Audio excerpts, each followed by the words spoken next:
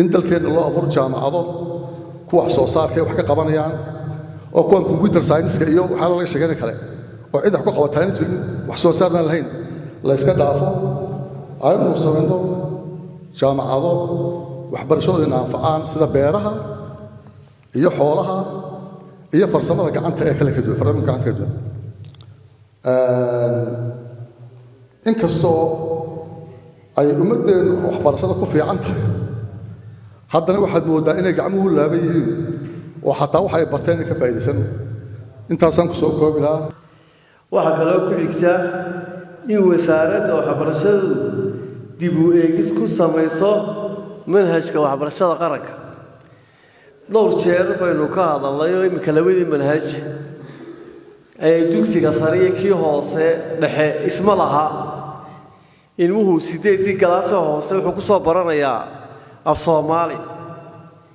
maalintuu galaaska 8aad dhameeyo secondary-ga yimaado ayuu imanayaa 9 buug oo Englishna waxba kama garanayo marka halka waxaan leeyahay wasaaraddu dib u eegis ha ku samayso manhajka oo dugsiga hoose dhexe in 4 galaas dambe Englishta looga soo bilaabo si ilmuhu la qabsado dugsiga sare waxbareen manhajka dugsiga sare waa fiican tahay halka waxa isweydaar ba ku jira weyn caqabad weyn weeyaan tasattaxaad dhiirigelinta iyo tayaynta waxbarashada sida saamaynta laababkii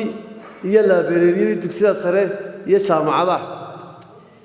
waxa weeye laababkaasi wuxuu u baahan yihiin miisaaniyad aad u fara badan iyo waxbarashada iyo laababka iyo maxay laababka iyo laabereeryadu kharash aad u badan baa ku baxa marka halka wasaaradda waxay u baahan tahay in lagu daro miisaaniyadda laababka iyo laabereeryada farqada labaad in waxbarashada dib eegis lagu sameeyo manhajka waxbarashada qodobkaasina waxa weeye qodob ka fiirsasho badan u baahan waayo waxaad arkaysaa iskuuladii dawliga ahaa iyo kuwii bareefadka ahaa dee isku manhaj maaha qolada dugsiyada gaarka loo leeyahay waxay iska soo samaysanayaan intaas soo buug oo aan la jaan qaadayn waxbarashadii qaranka waxaan soo jeedinayaa kuwaana in sida ugu dhaqsaha badan wax looga qabto farqada saddexaad waa laababkii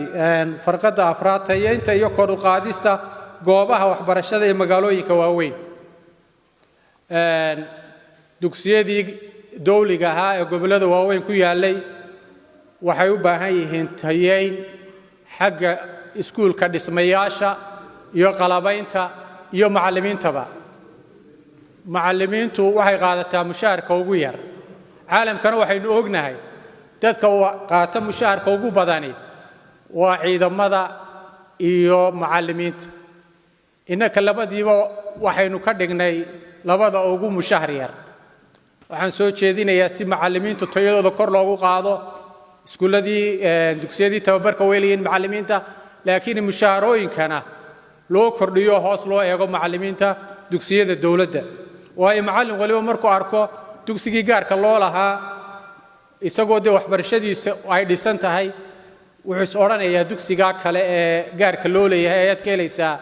mushahar badan ka tag in waxbarashada in wajiro qof qoro iskuulada taga ama wasaaradda taga ama gobolada taga arrimaha laga hadlay bulshaduna ma aha qura hargeysa caasimada ma aha waa in gobolada dhan la taga waxaan si gaar ah u xil saaran yahay guddida maxay tahay bulshada iyo guddiyada kala mid wax ka beegan shaqada inay u baxaan gobolada oo soo maraan oo xoogaan u haadaan